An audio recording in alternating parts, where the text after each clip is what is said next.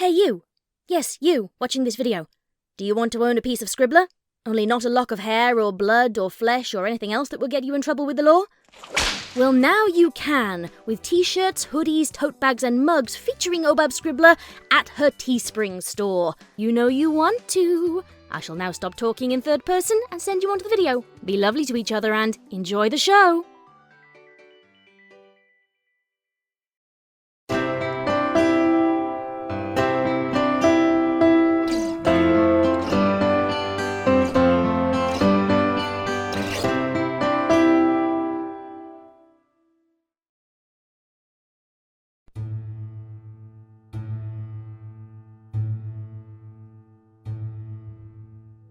Love Will Tear Us Apart by Slate Sadpony.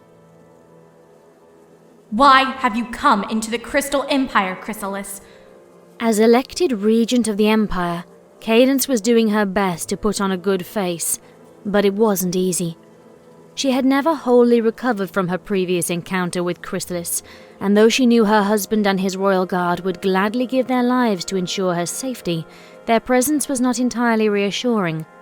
Shining Armor was certainly well trained and equipped, and he had defeated Chrysalis before, but the soldiers under his command were, by and large, poorly equipped and visibly frightened by the swarm of changelings formed up behind their queen. They were toy soldiers, really, well suited for parades and marches, but useless in combat. Cadence found their fear infectious. "Well, it certainly isn't to feed my people," said Chrysalis with disgust. She turned up her nose at the crystal guards pointing their spears at her. "King Sombra's aura still persists in this hideous place. Even with your presence, Princess, the love here is superficial and rotten. I would not even feed it to a petulant foal as punishment." Cadence huffed at the insult to her kingdom. While the crystal ponies were certainly traumatized by their enslavement by Sombra, Cadence knew that they loved and were loved every bit as much as the ponies of Canterlot. If anything, with her guidance and assistance, the Crystal Empire was becoming one of the most loving places in all of Equestria. As regent of this realm, I demand you to leave immediately! Cadence's gold horseshoe stamped hard on the crystal floor beneath her feet.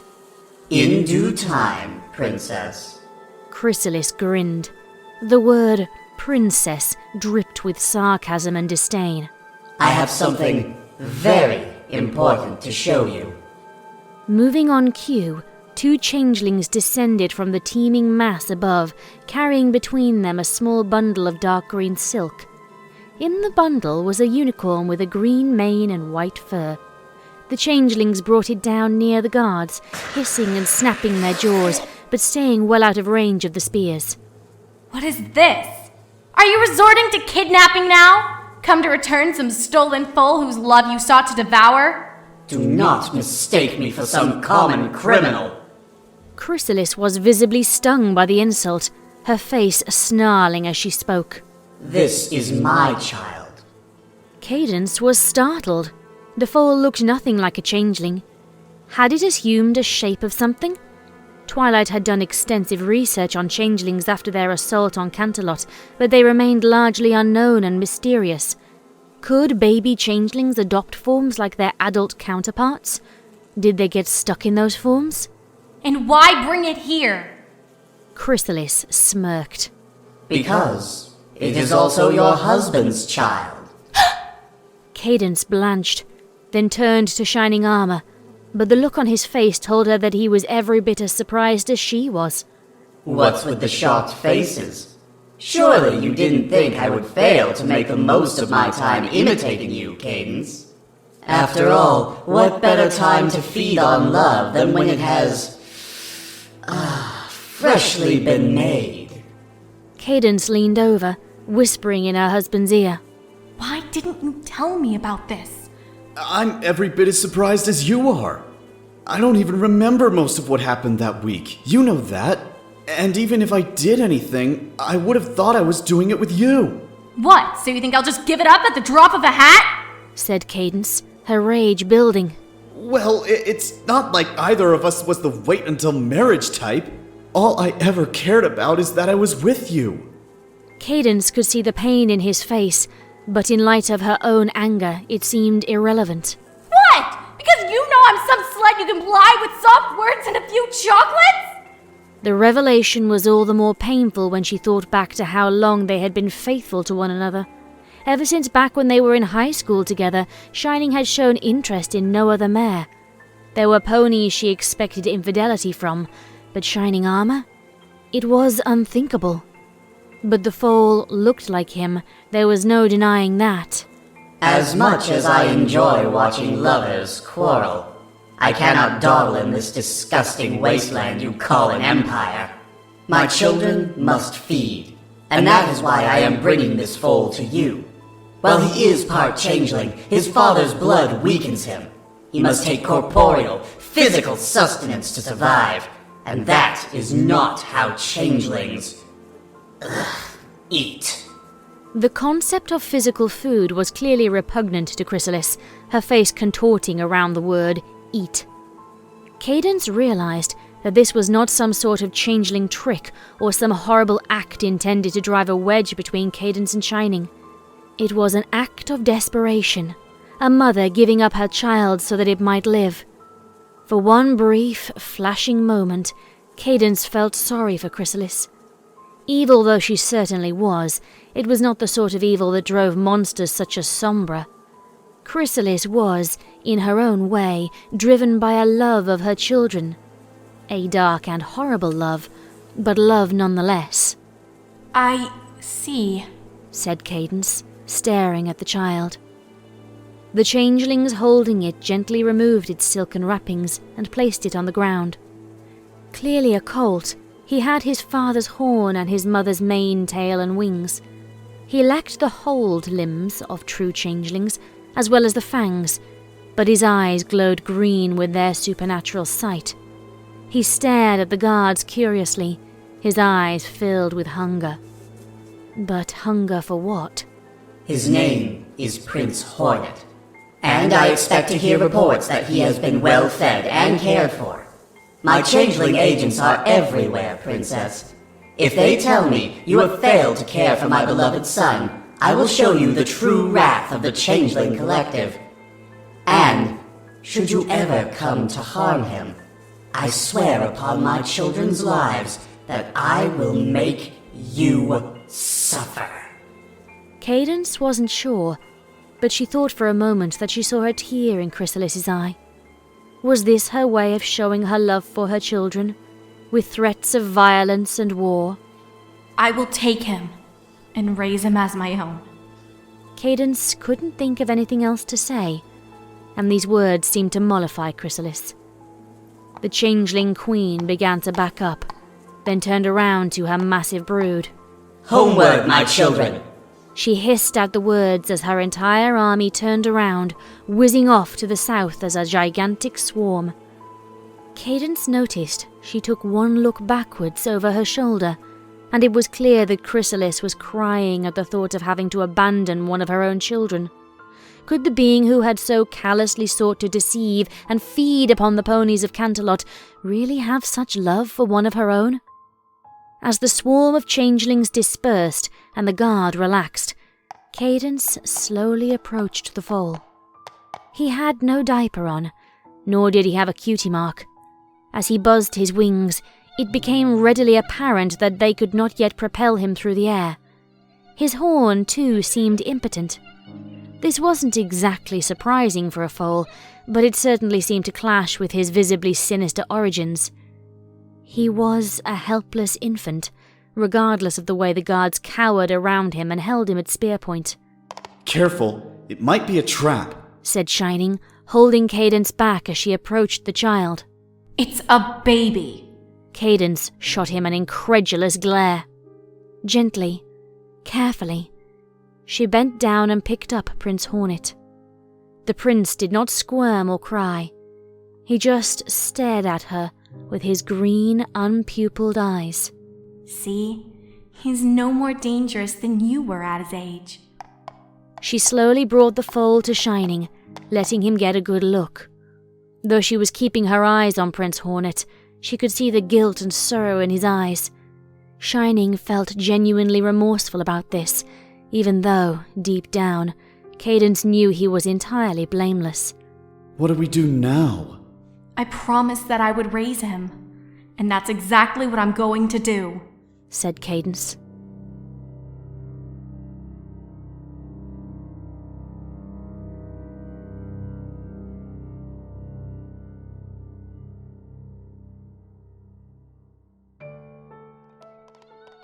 Get back here right now, you young colt!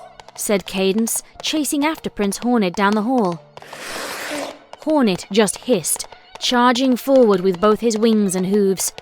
Although he could not yet fly, and his magic was weak at best, he showed remarkable intelligence for such a small foal, and his ability to get into mischief was surprising. When he wasn't terrorizing the guards or vandalizing the rooms, he was trampling his filthy hooves in the kitchen or knocking over the innumerable crystal sculptures and statues which decorated the palace. Worst of all, he was extraordinarily fussy. He seemed to always be hungry, yet it was a struggle to get him to eat. Cadence had full-sat dozens of young colts back in her formative years, and none had proven to be this troublesome or uncooperative. Gotcha! Said Shining, intercepting Hornet at a corner and grabbing him by his wings. Shining struggled to get hold of the foal as Hornet hissed and kicked like an angry cat. Shining handed him to Cadence, where he continued to growl. What's he gone and done now? He kicked over his oatmeal when I was trying to feed him. I don't understand. I've never met a foal who didn't love his oatmeal. I even put banana slices in it. Shining Armor sighed in frustration. Though Cadence bore the brunt of Hornet's bad behavior, Shining was in no way exempt. He, too, woke up in the middle of the night to Hornet's loud, haunting cries and spent hours trying to get the colt to take a bottle or to go back to sleep. You never met a foal who was half changeling, said Shining, his voice barely concealing his subdued anger. There was guilt in his voice as well. Cadence had wanted to be angry with him at first. She wanted to blame him for Hornet's misdeeds and make the colt his problem, not hers. She found, though, that she couldn't. Shining had never meant for this to happen, and she knew that if there was any way for him to have possibly prevented this, he would have. He seemed to hate the young prince more than she did, and while he never struck or spoke cruelly to the colt, his feelings were impossible to miss. Prince Hornet was a living testament to his weakness, his failure, and his unintentional infidelity. How could he not hate that, especially when it was knocking over his furniture? Yes, but he's also half unicorn, and I just wish he would be more like his father sometimes. Shining smiled lightly at this. Ever since Hornet had come into the house, he seemed to have trouble believing that she still loved him. Shining hugged her close, and then instantly backed up. Whoa! Well, he must be eating something because it smells like he needs another diaper change, he said, putting his hoof over his nose. He smiled weakly, giving her a face that said, "Please don't ask me to do this, but I won't say no if you do." I'll handle it, said Cadence, sighing. You've had enough for one day. Thank you, said Shining, trotting off towards the throne room. Don't forget, though, we've got a meeting with that investment group from Manhattan about opening more franchises in the Empire. I won't. There was at least one saving grace in Hornet's presence. His bad behavior and insistent troublemaking made meeting with foreign dignitaries comparatively relaxing. Also, the boring negotiations and pointless posturing were much easier to get through when she was so tired that she nodded off during the boring parts. Carrying the fussy, wriggling Prince Hornet back to the nursery, she sat him down on the changing table and began to remove his diaper with her magic. She remembered that, back when she was foal-sitting Twilight, this had been something she actually looked forward to. Once the disgusting part was over, it was time to be close to the foal, an opportunity to touch noses, tug hooves, and rub the bellies. It was this physical contact that really let her build a rapport with the foal, since she couldn't exactly hold conversations with one. Hornet, however, seemed insistent on spurning even her softest caress, throwing his hooves around wildly. Getting the diaper on was a challenge, and any sort of caressing was out of the question. He would kick and hiss and nip if she even tried to rub her nose, and when she touched his belly, she would quickly find herself glad that his teeth had not yet come in. As such, the process was rushed and messy, and the end experience always left her feeling frustrated. Why couldn't he just cooperate? Couldn't he understand, on some instinctual level, that she was just trying to take care of him? The changing finished, Cadence sat him down on the table, staring intently into his soft, glowing eyes. "What am I going to do with you?"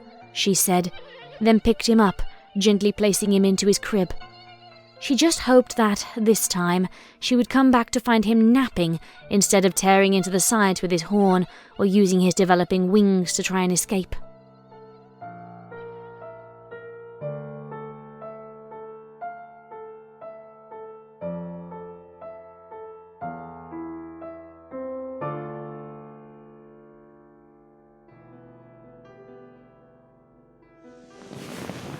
Cadence collapsed into bed, exhausted. The political discussions had been long and frustrating, and though Shining was there beside her the entire time, he had been of little help. A soldier and an athlete, there was little he could do other than to rub her shoulders or give her a kiss when it came to extended discussions about trade and taxation policies. Clearly, Twilight had inherited all of the brains in the family, leaving poor Shining struggling not to come off as stupid or uncouth when it came to things as complex as tariffs and subsidies. As she laid down, she could feel Shining beside her. She wrapped herself around him, holding him close. He was her anchor in these troubled times, someone she could come to for a listening ear and a gentle hug. He was always so patient with her, even when she was in a bad mood or crushed by stress and sleeplessness. He always put her first, even when she knew that he needed her more than she needed him. She was still infuriated with him for being responsible for bringing Prince Hornet into her life, but here in bed it hardly seemed to matter. She could feel him rubbing a hoof up and down her flank, feeling her gently. He had always known where and how to touch her, how to make his body one with hers. It was the reason she'd seen no reason to seek such attention from any other stallions, though they certainly had offered, profusely even. But how could anyone love her the way that Shining Armor did? It's been a while. May I? Please. Cadence closed her eyes. She knew what was going to happen next, and she had been longing for it. The feel of him, the closeness, the love. It was something deep and intimate and special. But deep down, she couldn't get past the fact that it was no longer theirs, no longer something that only they shared. There had been another. There had been a dark, terrifying interloper who'd stolen their secret from them. And even as she felt him touch her, she knew that the intimacy they had once shared before would never come back. Shining could never belong wholly to her ever again. That witch, Chrysalis, had stolen him from her, permanently. Prince Hornet's scream pierced the night like shattering glass. The noise seemed to cut into Cadence's ears, the pain sending her into a fury. Her exhaustion, the interruption of her most intimate moment with her most beloved individual, and the fact that Hornet was a living testament to how he had been stolen from her, all combined into a furious mass of rage and disappointment.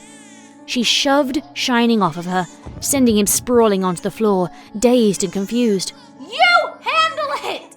She could feel the tears coming to her eyes, the rage building in her heart. You handle that little bastard of yours! I've had enough! She could see in Shining's face that her words had cut him deep, but in his pain, he lashed back at her. My bastard, said Shining, stumbling to his hooves. I wasn't the one who adopted a changeling in front of half the royal guard. You're the reason I had to adopt him in the first place! What did you want me to do? Turn him away and have Chrysalis wreck the palace in her jealous rage? You've seen what that witch can do! Oh, so this is all my fault, huh? My fault that I love you so much I can't say no to anything you say? Anything you want? Is that it? You can't say no to my plot, you mean? You see a pink plot with a fluffy tail next to it and suddenly there's only one thing on your mind! And it certainly isn't, make sure this is my bucking wife! Well, excuse me, princess. Excuse me for loving you so much that all I've ever wanted is to make you happy. Excuse me for letting you wrap me around your hoof. Excuse me for being brainwashed by a witch and then not being able to control myself because I thought she was you. Suddenly, there was a tremendous shattering. Dashing into the nursery, there was no doubting the source of the noise.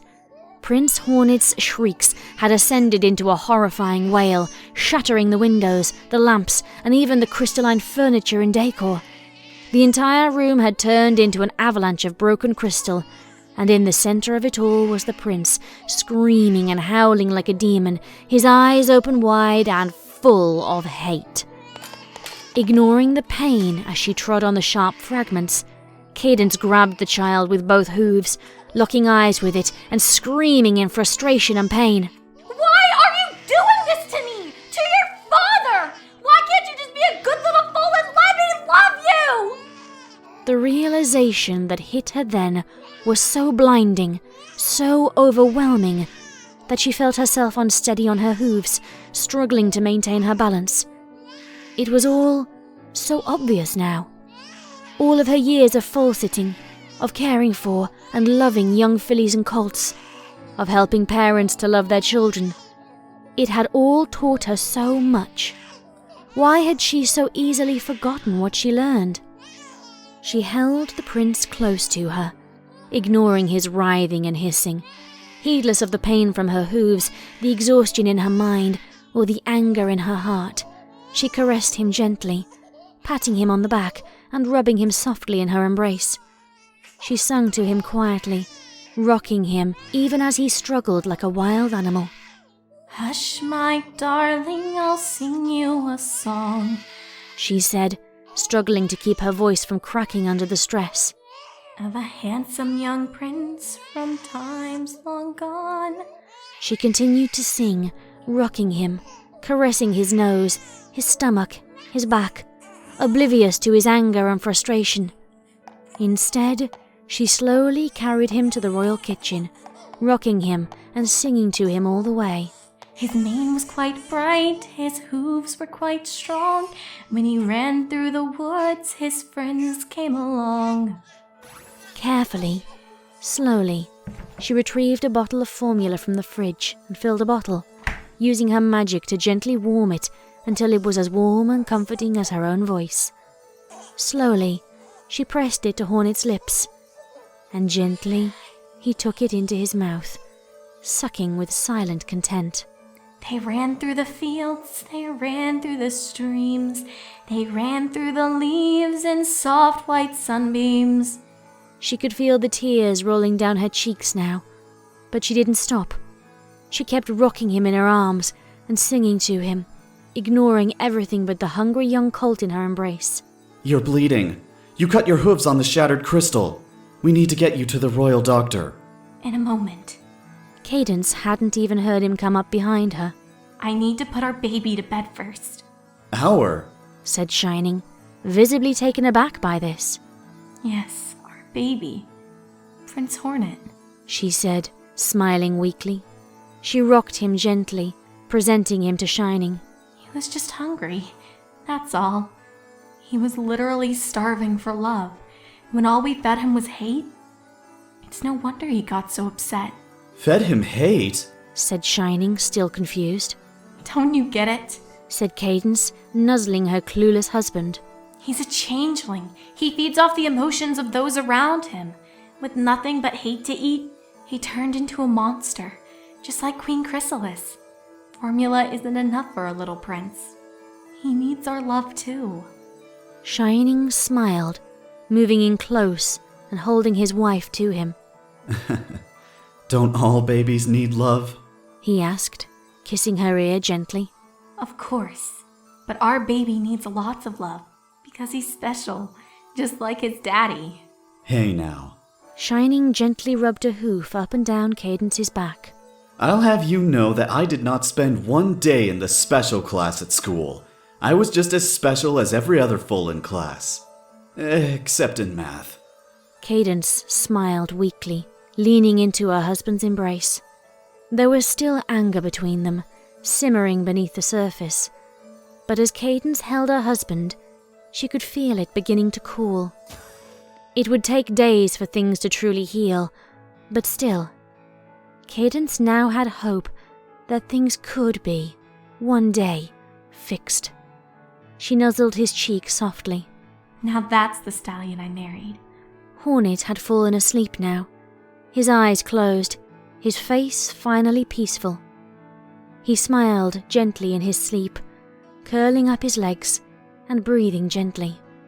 His face reminded Cadence of the baby photos she'd seen of Shining Armor, filled with quiet strength and promise. I'll only put him back to bed, and then we can go see the doctor about the shards of glass in my hooves. Shining nodded, helping her to limp back to the nursery, then using his magic to sweep aside as much of the shattered crystal as he could. He was able to carve a path, at least, and Cadence was grateful for that. As Cadence calmed down, the pain seeped in from her hooves.